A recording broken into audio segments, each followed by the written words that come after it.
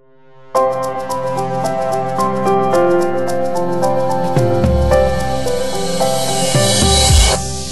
is Branding 101, an introduction to branding for the entrepreneur.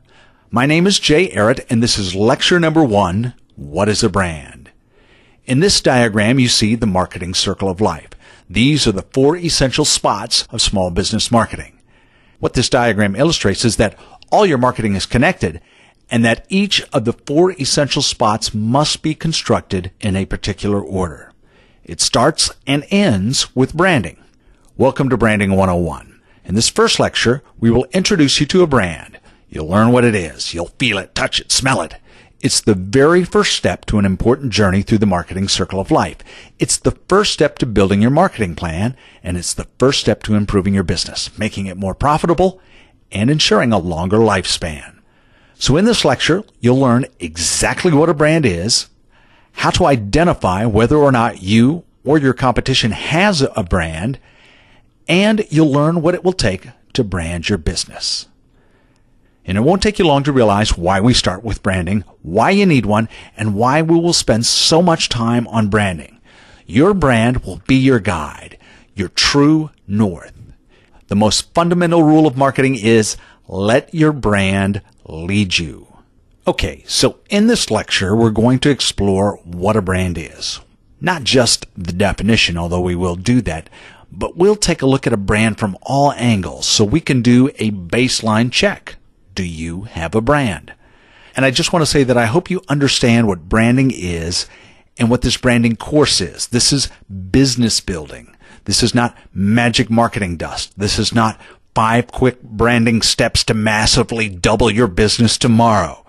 If you want to go waste your money on quick fixes, go ahead, but not here. You're going to understand what a brand is so you can build a powerful one for your business.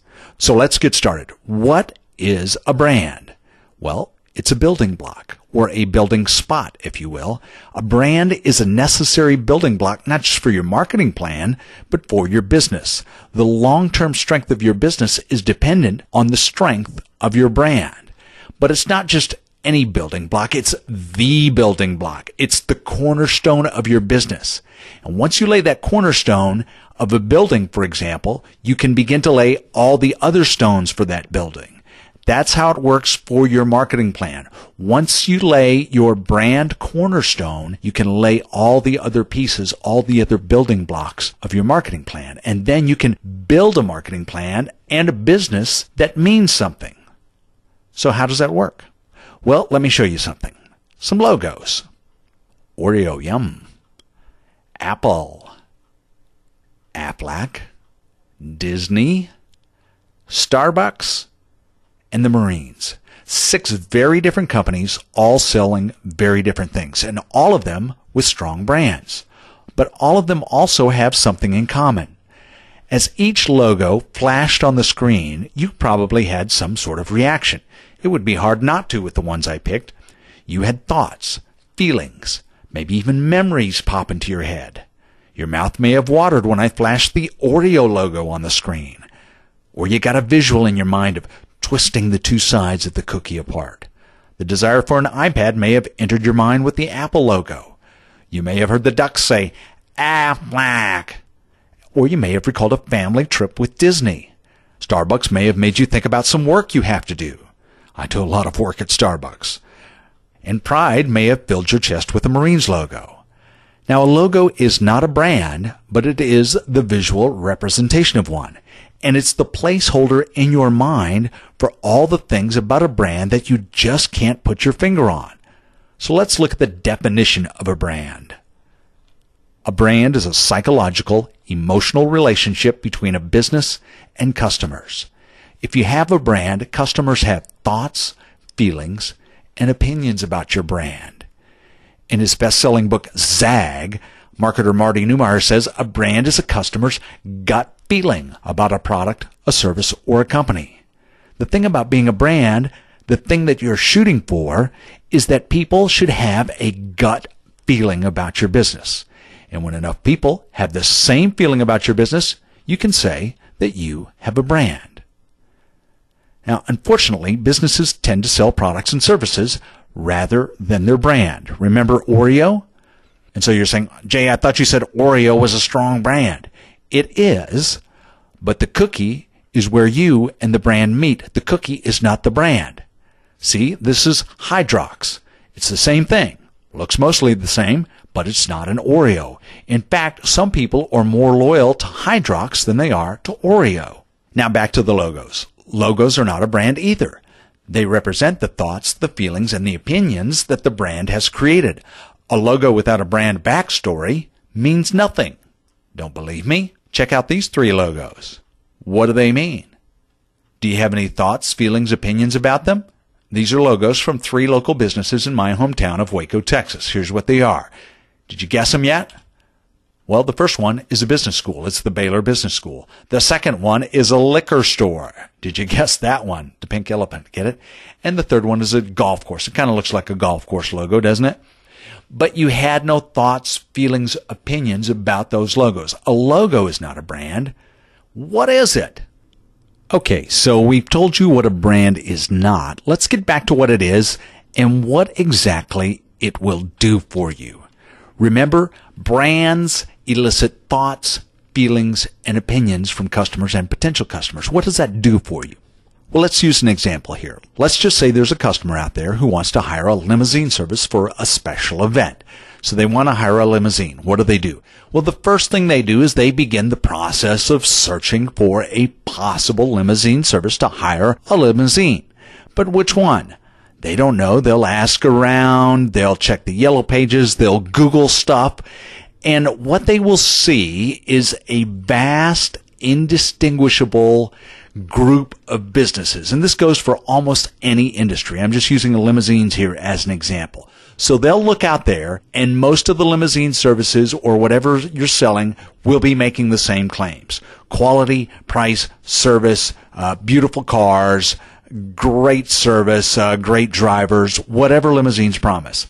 But what the customer sees is just this big group of indistinguishable businesses. Which one do they choose? Well, they don't really know. So they make their best guess, or they try and keep searching for more information. Now let's go back a little bit, and let's say this same customer is going to hire a limousine service. Now what if one of those companies had a remarkable brand where they inspired thoughts, opinions, feelings? Now that customer goes out and he looks at his possible options for hiring a limousine service, and what does he see? He sees everyone else and the business that has a distinguished brand, a remarkable brand. So now the choice is, do I choose from this big group of businesses, or do I choose this remarkable brand over here? So do you see the power of a brand? Brands help customers make choices, and they help you stand out and be that choice. Well, why is that? I want you to burn this into your brain. A brand is a relationship. Too often businesses get caught up in selling stuff, thinking that's what I need to do to be successful. But selling stuff comes as a result of building these relationships. So let me illustrate with a dramatization. Let's say I need to remodel my bathroom, okay? Now I have my friend Doug. I have a relationship with him, a strictly platonic relationship, I might add. But I have thoughts about Doug, manly thoughts. I have opinions about Doug, good ones, and I have a relationship with Doug. And Doug says he'll remodel my bathroom for me. Okay, that's one option. Now, on the other hand, there's this business that I looked up on Google. Let's just call him Steve. So I just saw Steve on the internet through Google. I have no opinions about him, no thoughts about him, no feelings for him. No offense to Steve. So Doug says, Jay, listen, I know you've been in the market to remodel your bathroom. Would you let Dreammaker do the remodeling for you? Now, because I know Doug, am I likely to let him do my bathroom remodel? Maybe, if he can do what I want. And I'll check out some other options. And Steve says to me, would you let me do your remodeling job? I do quality work, I'm cheap, and I'll give you great service. Let me get back to you on that. Now, I may let Steve do my remodeling if I have no other options, no other relationships, and if he goes a long way to proving he can do what I want him to do. But I don't really need to go through all that trouble. I have thoughts, opinions, and feelings about Doug. So I'm going to save myself some time and some self-doubt. Doug, you got the job. Burn it into your brain. A brand is a psychological, emotional relationship. And when you understand that, it's easy to spot a brand because that relationship should show up everywhere, including your website. Do you want a Zoom or an iPad? Motorola or Apple?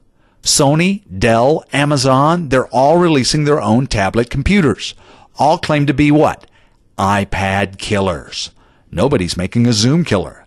That's because Motorola sells a product, Apple has a brand. People buy Motorola products sometimes, but they have a relationship with Apple.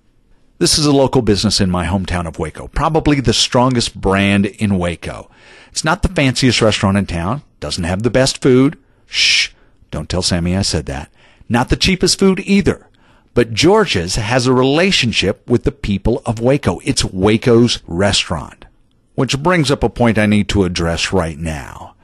Something that you'll hear quite often from marketers, and that is brand ownership. Who owns the brand? Now, I just said George's is Waco's restaurant, and that Waco has adopted George's as its restaurant. But who owns the brand? Who really owns the brand? You will often hear that the customer owns the brand or that the customer decides the brand.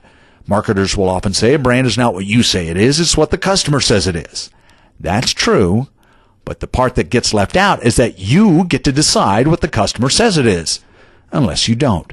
Meaning you don't decide if you're trying to sell stuff and ignore what people say, feel, and think about you.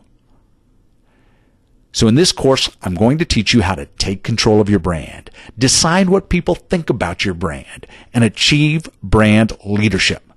Let's see if we can get you to start thinking about your brand. As we look at some of the pieces of a brand, remember, I want you to think of a brand as a relationship, not as something you sell. Now, don't take this too far, though. I'm not saying you'll have a personal relationship with every customer. What I'm saying is that they will have a psychological, emotional relationship with your business, whether you know them personally or not. This is the website homepage of an online retailer, Rue La La. It's invitation-only shopping at private online sales boutiques. You can't get in unless someone invites you in. Rue La La uses the red velvet rope policy. Not everyone gets in to do business with them. Rue La La CEO Ben Fishman says Rue La La is about sex and sizzle. That's what he hopes your opinion of his company is. It's also kind of mysterious. I wonder who can invite me. On the outside, Rue La La has the makings of a terrific brand. Why? How do you get one of them there brands? Well, let's see what you need. See if you can recognize this in Rue La La, Apple, or any of your other favorite local brands. Here's the criteria. First, it's a promise. So the path to branding awesomeness is, first, a promise. Not a product, not a service. Not quality, price, or service. Apple promises me coolness. Rue La La promises me sexiness and exclusiveness. George's promises me a big old beer drinking time. Starbucks promises me a third place to relax and work. The Marines promise me honor. All strong brands have a strong promise, whether it's overtly communicated or not. And this promise is guided by the entrepreneurial spirit of the business owner. Remember our relationship metaphor? Think about your personal relationships. Are they not founded on promises? Promises of trust, of companionship, of caring, good times, depending on that particular friend. A personality. Relationships are combinations of personalities. Remember our logos? Each brand has its own personality. Aflac is fun and irreverent. The Marines, serious and stoic. Disney, whimsical. Apple, brash. Oreo, childlike. Starbucks, kind of a cool executive type personality. Relationships and brands both are combinations of personalities, yours and the customer's. 3, an unwavering focus on that brand promise, what I call onlyness. If you want to be known, if you want to have a brand identity, you've got to stand for something in your brand. When you make that brand promise, you have to deliver that brand promise everywhere and all the time. Strong brands are not all things to all people, no matter how many different things you sell. Always focus on your promise. Delivery of the brand in all areas of operation. It's what I call legitimacy. You can promise and hype, but the customer experience has to match customer brand expectations. Building a brand is one thing, delivering it is quite another. If I get my invitation and get inside Rue La La and it's not filled with sizzle and sexiness, Rue La La does not have a brand. They have a marketing campaign that will fade away. All my trust in Rue La La will be dashed, and I will not have a relationship with them. I'll start looking for other alternatives. Okay, let's take a breath here. It's a lot of information to process, isn't it? As you've gone through this first part of the lecture, you're probably judging your business against this new information. If you don't have a brand, you're probably wondering why. Take a short break, walk away from the computer for a few minutes, go get a drink, go to the restroom, whatever. Let this information kind of roll around in your head for a couple of minutes. And then we'll see how business owners get off track in part 2 of this lecture.